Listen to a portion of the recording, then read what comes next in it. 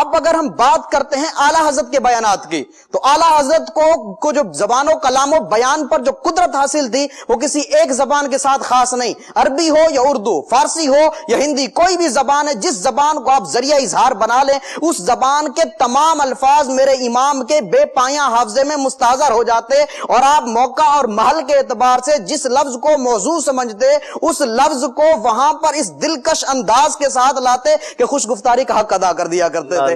آپ کا کلام بھلے وہ نثر کے اندر ہے یا نظم کے اندر ہے، اشفاق بھائی آپ کو امام اہل سنت کے کلام میں بھلے وہ نثر کے اندر ہے یا نظم کے اندر ہے، ان تمام کلاموں کے اندر مسجع الفاظ کی لڑیاں اور مکفہ جملوں کی ایسی مالائیں ملیں گی کہ بندے کی عقل دنگ رہ جاتی ہے۔ آپ دیکھیں فتاوی رضویہ کا سب سے پہلا عربی خطبہ یہ سب سے زیادہ حیرت انگیز ہے، حیرت انگیز عربی خطبہ ہے، اور یہ بلا شبہ فصاحت و بلاغت کا ایک اچھوتا شاہکار ہے۔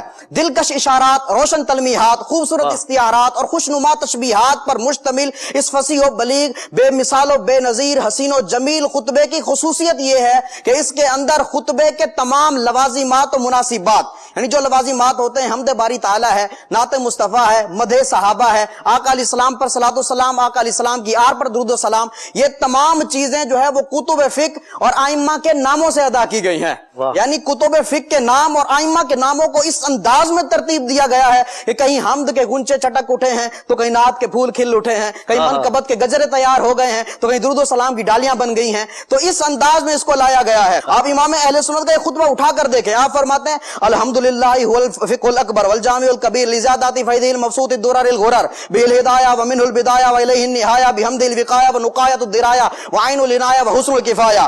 حمد ہو گئی، والصلاۃ والسلام علی الامام الاعظم للرسل الکرام مالکی وشافی احمد الکرام یقول الحسن بلا توقف محمد الحسن ابو یوسف فانہ الاصل المحیط لکل فضل بسیط ووجیز ووسیط البحر الزخار والدر المختار وخزائن الاسرار وتنویر الابصار وفتح القدیر وزاد الفقیر وملتقى الابحر ومجمع الانہر وکنز الدقائق وتبین الحقائق والبحر الرائق منہ یستمد کل نار فائق فیہ المنیۃ وبہ الغنیۃ ومراق الفلاح وامداد الفتاح وایضاح الاصلاح ونور الازاء وکشف المزمرات وحل المشکلات والدر المنتقى وینابع المبتغى وتنویر البصائر وظواہر الجواہر البدائع النوادر المنزہ وجوبا عن الاشباح والنظائر مغنی السائلین ونصاب المساکین الحاوی القدسی لکل کمال قدسی وانسی الکافی الوافی الشافی المصفى المصطفى المستصفى المجتبى المنتقى الصافی عدۃ النوازل وانفع الوسائل اسعاف السائل بعیون المسائل وعمدۃ الاواخر وخلاصۃ الاوائل وعلى آلہ وصحبہ واہلہ وحزبہ مصابیح الدجى ومفاتیح الہدى لا سیما الشیخین الصاحبین اللاخذین من الشریعۃ والحقیقۃ بکلا الطرفین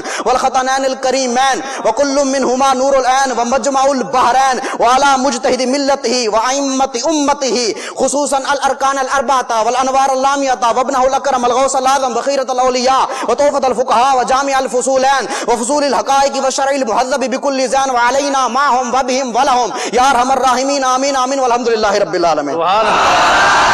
اندازہ لگائیں اشفاق بھائی، یہ خطبہ ہے امام اہل سنت کا، اس خطبے کے اندر حمد ہے تو کمال کی حمد ہے، نعت مصطفیٰ ہے تو بے مثال ہے، منقبت ہے تو بے مثال ہے۔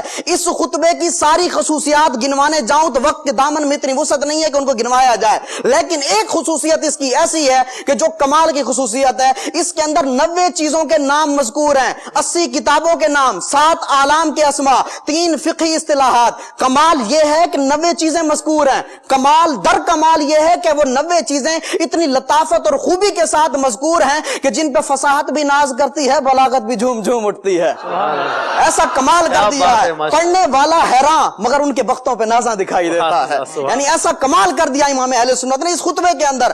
آپ حمد دیکھیں، الحمدللہ والفقہ الاکبر والجامع الکبیر لزیادات فیضہ المبسوط الدرر الغرر، یہ آگے چلتے چلے جائیں، یہ سارے کتابوں کے نام، اس کے بعد آ جائیں کہ یہ والا جو آپ نے ان کے نام لیے، امام شافعی کا نام لیا، اب داغ پر معنی پتہ کیا ہے؟ والصلاۃ والسلام علی الامام الاعظم، درود و سلام و تمام یعنی انبیاء کے امام اعظم یعنی نبی اکرم پر، نعت بھی ہے اور امام اعظم کا ذکر بھی ہے، ذکر بھی آ گیا، دو چیزیں۔ اب دیکھیں مالکی، وہ میرے مالک ہیں، آقا کریم میرے مالک ہیں، امام مالک کا ذکر آ گیا۔ شافعی، یہاں ذو معنویت، अकीदे की वजाहत भी कर दी कि आका करीम शफात फरमाने वाले भी हैं, मेरी शफात करने वाले भी हैं। उससे आगे भी अकीदे बयान कर दी। यहां पर देखे कमाल कर दिया इमाम अहले सुन्नत ने। अब आका अलैहिस्सलाम वजह कहनात हैं, मब्दा कहनात हैं, असल कहनात हैं, ये हमारा अकीदा है। इसको फइन्नहुल अस्लुल मुहीत लिकुल्लि फदलिन बसीत व वजीज़िन व वसीत, यहां से देखे बयान कर दिया। और उससे पहले इमाम आजम के जो 3 शागिर्द हैं, इस एक जुमले के अंदर यक़ूलुल हुस्नु बिला तवक्कुफ मुहम्मदुल हसन अबू यूसुफ, तीनों शागिर्दों के नाम आ गए। यहां पर देखें ये नात हो गई। मनकबत कैसे है, मनकबत पे कमाल कर दिया। वो इस तरह देखें कि जिस मसले के अंदर इमाम आजम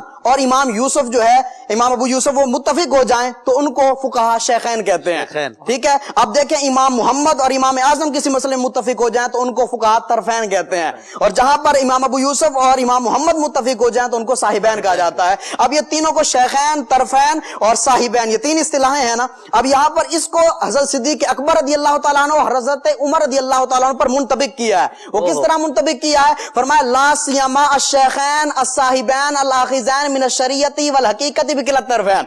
फरमाया उन 2 बुजुर्ग साथियों पर जो शरीयत और हकीकत के किनारों को थामने वाले हैं। यहाँ पर वो 3 इस्तिलाहें भी आ गई। मनकबत हो रही है, ये मनकबत हो रही है बुजुर्गों की जी। और फिर साथ में ये शरई इस्तिलाहें भी बयान हो, शरई इस्तिलाहें भी बयान हो गई। अंदाजा लगाएं कमाल का खुतबा है। जिस इमाम के खुतबे का यह आलम हो, उसके खिताब का, उसकी किताब का, उसके मलफूजात का आलम क्या।